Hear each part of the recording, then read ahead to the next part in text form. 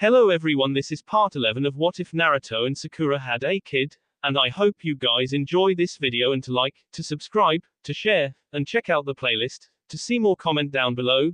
Now let's start the intro. They call me a god. They call me a god. They call me a god. Join my membership, the perks are great. It's in the description. Be sure to like and subscribe, it gives me more motivation. Enjoy. Sakura stared in horror at what she had just witnessed. She recognized that jutsu. She had seen it before, a long time ago while on a mission to retrieve the Tsunageko's Kazekage. It was a forbidden technique, ending in the user's death. Well, not entirely, she told herself. You used it once, remember? She did remember. And she had used it. It had been years ago, while she was working the night shift at Konoha's hospital. A young mother had rushed in, carrying her young daughter in her arms. Sakura had recognized the woman, as she had recently suffered a miscarriage under Shizune's care. It had happened a few days after the news of her husband's death reached the village. He was a promising chunin, always accompanying his young, pregnant wife on her visits to the doctor's office. He had been deployed on a mission in Omegakure, to help the unstable village's political infrastructure become more prominent. Back then, the village was under the command of whatever ruthless leader could convince the unruly inhabitants to follow his or her lead.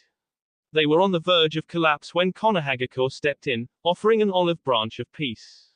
It hadn't been an easy feat. The Leaf Village lost a handful of Anbu and many more lower-ranking shinobi in the process.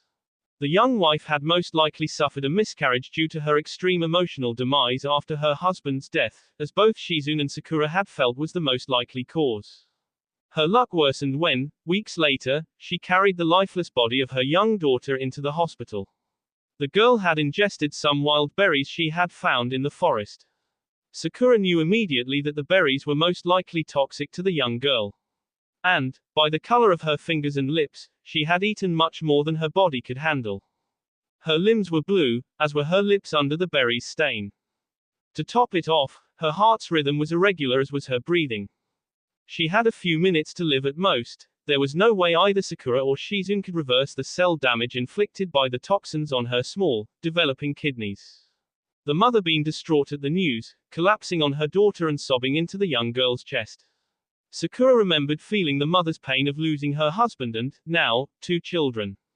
It was in that moment of need that Sakura remembered Chiyori's reincarnation technique. She had used it on Sakura after Sasori had espered her. It hadn't cared Chiyori, as she explained that it would only S her life if the other participant was already S. Sakura knew it was a risk, but at most, it would only shorten her lifespan. The child was still alive at that moment, and so the young medic acted instinctively. She had immediately poured her life source into the small child, praying that she could master Chiyori's jutsu in that instant. And, as Chiyori had noted years before, Sakura was truly gifted. It had worked on the small girl, her kidneys began to work as they should, and her heart's pacemaker corrected its abnormal rhythm. Sakura would never forget the look on the woman's face when her daughter's eyelids fluttered open, her first words being, "Mommy." It was pure maternal love, something Sakura couldn't completely comprehend at that time. It wasn't until just months ago that she began to understand that young mother's pain when she thought Naruto may possibly have been defeated. The young mother eventually found love again, moving to Kiri to be with him. Both mother and daughter had visited Sakura to say the goodbyes. The mother promised that if she were to have another daughter, she would name her after the pink-haired woman. Sakura often wondered if both mother and daughter were happy with their new life. Chiyori, Sakura thought sadly. She didn't realize she had dropped the vase of wildflowers that Hana had so lovingly picked for Naruto, as she affectionately called the young shinobi. The vase shattered into 1,000 tiny pieces, as Sakura realized exactly what Ino was doing. She was giving away her life. Had something happened to Naruto? Ino. What is going on here? Ino turned, her face was sickly pale. Somehow the blonde woman managed a triumphant smile, Sakurazilla, just in time. Suddenly her eyes rolled up into her head, and she collapsed on the floor. Sakura quickly monitored Naruto, realizing he was better. She was by Ino's side in a moment, soon joined by Tsunade and Inoiki. Tsunade began taking Ino's pulse. She tsk'd disapprovingly, silly girl. What happened? Sakura asked frantically, glancing at the sleeping Naruto. She could tell from his eye movements that he was definitely sleeping. Totally, utterly, dreaming. Did she do that? Sakura asked, her eyes on Naruto. It was Inoki who spoke. She came to me, wanting to save the man, as she was confident she could. I was hesitant to help her, but she refused to give up. She was adamant about helping Naruto. So she used Chiyori's forbidden jutsu. Sakura responded, surprised. So that was what she was doing, Tsunade said thoughtfully. I knew I recognized it, but I never thought it was that old coot's technique. Chiyori was definitely something. Sakura nodded. I saw her use it on both me and Gaara with different results. The only difference was that I was not S, so it didn't K her, Sakura explained. K her. It could have K'd her. The elder Yamanaka roared. She didn't mention that part. Of course she didn't, Sakura replied softly. It's Ino we are speaking about, after all. Well, she's fine by my standards, Tsunade said, standing. I'm going to order a bed for the fool. Inoki grabbed his daughter's hand, his eyes shining their pride. She's really become a strong and honorable kunoichi, hasn't she? Yes, she has. I didn't know she knew this particular technique, Sakura agreed. She's an amazingly talented medic when she wants to be. She used my father's mind-walking jutsu to help Naruto. Even I couldn't master it, Inoki admitted almost regretfully. She used what? Something could have gone wrong. Both she and Naruto could have been harmed. The medic groaned. Ino was very pig-headed when she wanted to. Ino pig, Sakura whispered. Tsunade returned with an assistant pushing a single-person hospital bed. I think there's enough room in here for both of them. We can just draw the curtain. There's no need to worry the others. I think she's going to be just fine, the voluptuous physician dictated. The assistant and Inoki lifted Ino's suite onto the bed, drawing the covers. Inoki perched himself on a chair next to her bed. That's my girl, he said softly. Sakura smiled at father and daughter as Tsunade approached the pregnant Jonan's side. Whatever she did, it worked, Sakura. I could feel something different about him when I entered. I still can't believe she attempted such a risky, and not to mention forbidden jutsu. I didn't see anything, Suan feigned her lack of understanding in regards to Sakura's statement.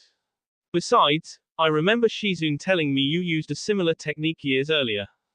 I don't know what you are talking about, Sakura mumbled. She felt something brush her hand. She ignored it, until she felt it again. She turned to find Naruto stretching his fingers toward her as he tried focusing his eyes in the bright hospital light. Sakura, he whispered hoarsely. Sakura's eyes widened in amazement as she screeched in pleasure, Naruto. She kneeled by the bed, pushing the hair out of his face with one hand and grasping his outstretched fingers with the other. I'm here, she said softly. Inoki met Tsunade's knowing gaze, nodding his understanding. The Hokage and Yamanaka elder left the room silently, allowing the lovers to have some time to themselves. Are you really here? Is this a dream? He croaked. I'm here, silly, she said, tears glistening in her eyes. I was so worried.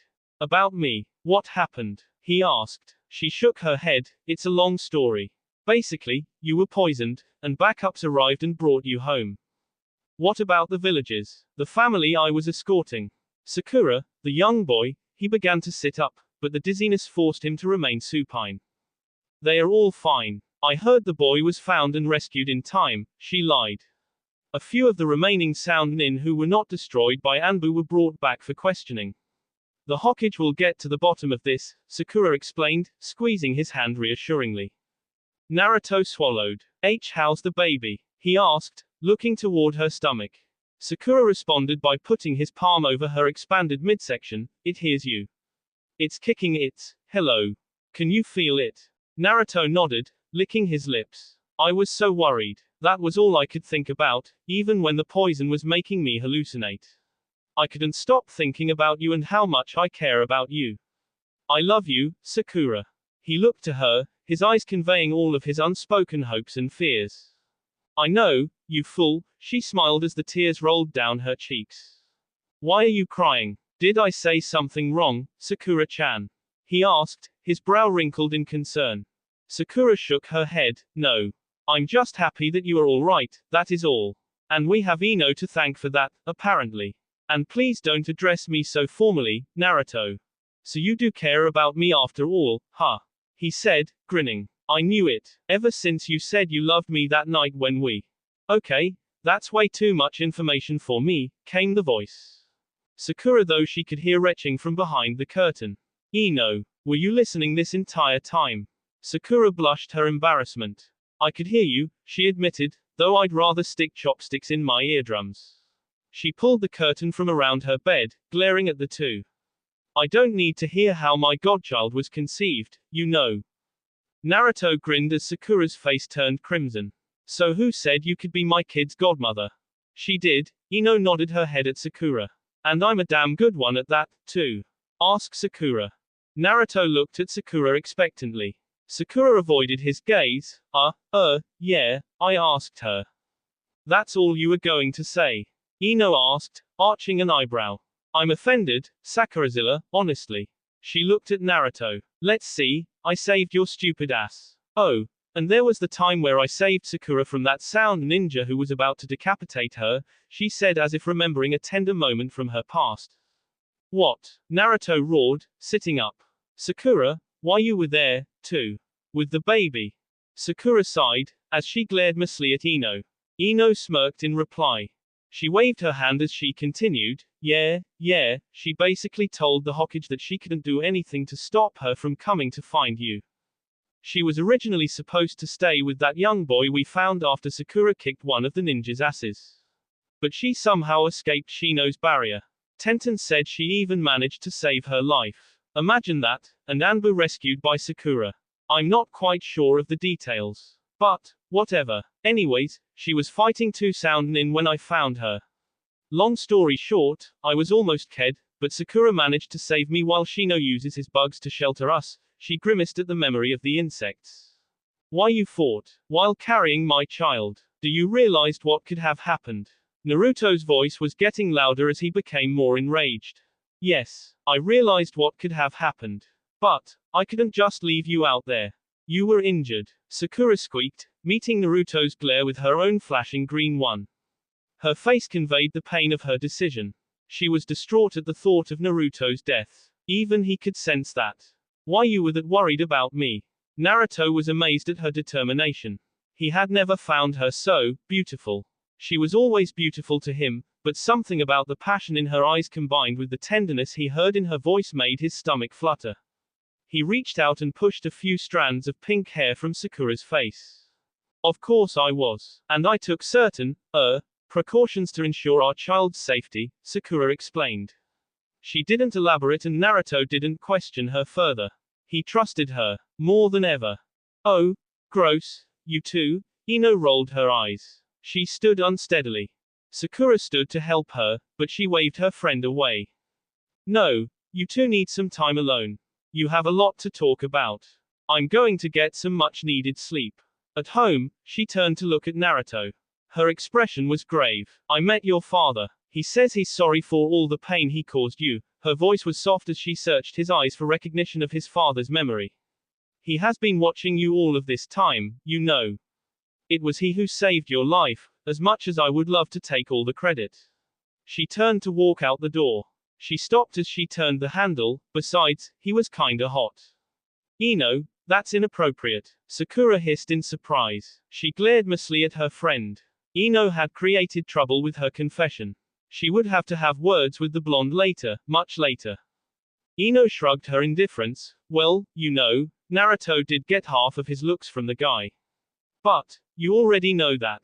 She swiftly exited the room before Sakura's wrath could be unleashed, smirking at her inference. Sakura's face turned crimson for the second time that day, as Naruto roared with laughter. Sakura did not have much alone time with Naruto once word of his current state made it out to the waiting room. She sat patiently by his bed as their friends and former teachers came to visit the young Jonin. Most eyed the couple suspiciously, as neither had yet announced the status of their relationship. But, by the way they were sneaking glances at one another and holding hands under his bedsheet, most could sense the love between them. She only left Naruto's side when he asked to speak to Yamato and Kakashi alone. She was a bit put off by his sudden secrecy, but she didn't ask questions. Besides, he was going to have a ton of questions for her later, mainly about Ino's confession. Sakura was angry at Ino for her big mouth, and she would let her know that later. Right now, she could only thank Ino for her devotion to their friendship. When Sakura returned with ramen from Ichiraku's, Naruto professed his love for Sakura again. He even managed to throw in a few marriage proposals, despite Sakura's refusals. She did not want Naruto asking for her hand in marriage merely because she was pregnant with his child. Those were not the circumstances under which she wished to enter a marriage. She wanted to marry for love, pure and simple. And right now, well, things were complicated by the fact that there was a small child growing inside of her. She flushed at the thought of her child. Would it take after its father? She secretly hoped it would have her common sense. Sometimes she was sure it would come out wearing an orange jumpsuit. She had actually had nightmares about it, and was beginning to wonder if it should become a legitimate concern. She would soon have to prepare her cottage for the child's arrival. It was due to make its grand entrance in less than 2 months' time. Sakura was catching up on her medical stuff when she heard the door softly creak. Naruto was drifting off as Shino cleared his tea, a hum. Naruto blinked a few times, as he realized that he had a new visitor. Shino. Sakura stood, her smile welcoming the often silent Jonin. Sakura. Naruto, he nodded to them, I just wanted to check on Naruto's status. That is all. Naruto was taken aback by Shino's lack of confining clothing. He was wearing the traditional Jonin vest and pants, shedding his usual hooded jacket with the high collar. What's with the new getup? He asked. Sakura blanched at his direct question. By getup, I'm assuming you mean my attire. I wanted to try something different for once, he said seriously. He pushed his dark glasses up the bridge of his nose. Well, you still speak in a weird manner, but thanks for stopping by, Naruto grinned as he scratched his head. Shino looked from Naruto to Sakura, I just wanted to make sure things were, going well for you too. Okay, Naruto replied, unsure of what Shino meant. It was Sakura's turn to speak. Shino accompanied us when we came to find you. Tenten was also there. It was Shino, actually, who saved both my life and Ino's. So if you want to thank someone, it would be Shino, she said earnestly. Shino raised his eyebrows in surprise. He wasn't used to such praise.